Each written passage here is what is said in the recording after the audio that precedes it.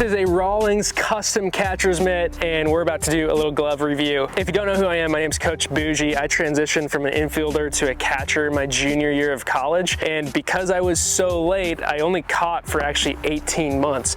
Now I've coached thousands of catchers online. I get tons of questions about catcher's mitts. So let me tell you a little bit about why I got this catcher's mitt and what I think. So this is a Rawlings catcher's mitt right here, heart of the hide. Got my name engraved, bourgeois, and I got AO1 for audience of 1 and number 8 right here because that was my number. I was so pumped about this glove. This is actually a 34-inch, which is kind of big. The most common catcher's mitt size for high schoolers is, and maybe even college, is 33.5. It's cool the way that they measure it. So they measure it in the circumference. If you held up an 11.5 infielder's mitt, then you would see it would probably be about to here. The way that they measure that is from here to here. The way that they measure a catcher's mitt is around in the circumference. This is a Buster Posey model. When I was catching, Buster Posey was the guy, and I would always watch his videos. When I got this glove, I was super pumped. I thought it caught the ball better than the All-Star glove that I had, but the season was coming up fast and ball was still popping out of my glove, and my coach was like, I don't think that's gonna be ready. And I said, I'm gonna make it ready. And so what I did was I wrapped it, and as soon as I wrapped it, it totally messed up the shape. I would advise, from my experience breaking in catcher's mitts, don't try to rush the process and let the ball break in the mitt. Don't necessarily try to wrap it. Maybe that works for you. For me, it did more harm than it did good. A few other questions that I often get around catcher's mitts is, how do you shape it? What do you do to maintain it? Well, one of the things that I really like to do is I like to take these fingers and bend them in, because what happens now when you squeeze, see how that closes? If you don't do that, and this is more flat, then you can see there's space right here. So what I really like to do is bend this thing closed, and now you can see that thing is a nice firm closed pocket. The other thing that I'll do is I'll bend this thumb in, and I'll actually take this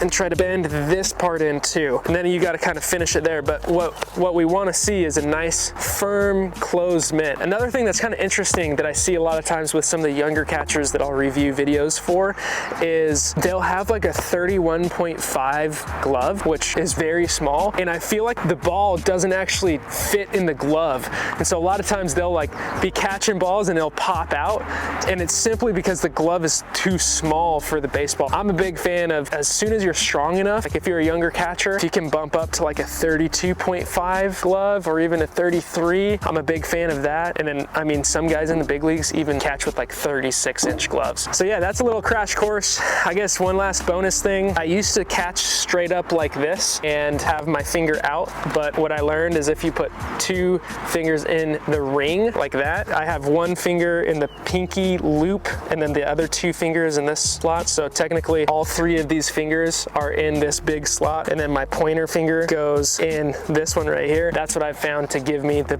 best strength when I catch. Try that out and hopefully that helps you catch better. I love the Rawlings mitt, and if you want to get your own Rawlings catcher's mitt or infielder's glove or really any type of glove, you can go check out Headbanger Sports and use my code CMS10 to get 10% off. I'm Coach Bougie. I'll catch you later.